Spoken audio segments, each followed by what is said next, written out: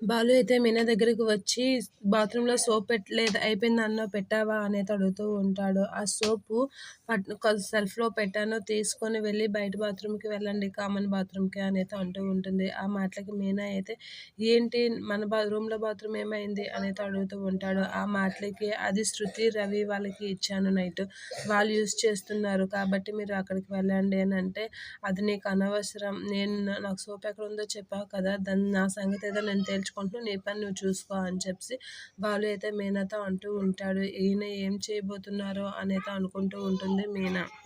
ఇక బాలు మీనా వాళ్ళైతే అలా మాట్లాడుకొని ఏం చేయబోతారో అనేది కంగారు పడుతూ ఉంటుంది మీనా. ఇక రవి అయితే రెడీ అవుతూ ఉంటాడు రూమ్లో. అలా రెడీ అవుతున్నారు.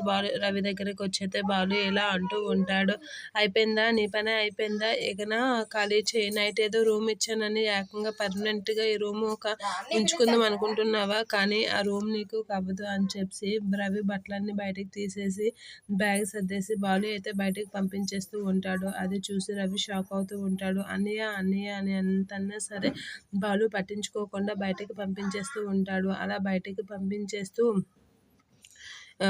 ఇక నుంచి నా రూమ్లోకి అడుగు పెట్టావా కాలు నరికేస్తాను అని చెప్పి బాలు అయితే రవికి వార్నింగ్ ఇస్తూ ఉంటాడు. రవి అయితే వాళ్ళని చేసిన ప్రవర్తనకి ఏం చేయాలో తెలియక అలా చూస్తూ షాక్ అవుతూ ఉంటాడు. ఇప్పుడు శృతి ఎలా రియాక్ట్ అవుతుందో ఏంటో అని అయితే కంగారు పడుతూ ఉంటాడు రవి.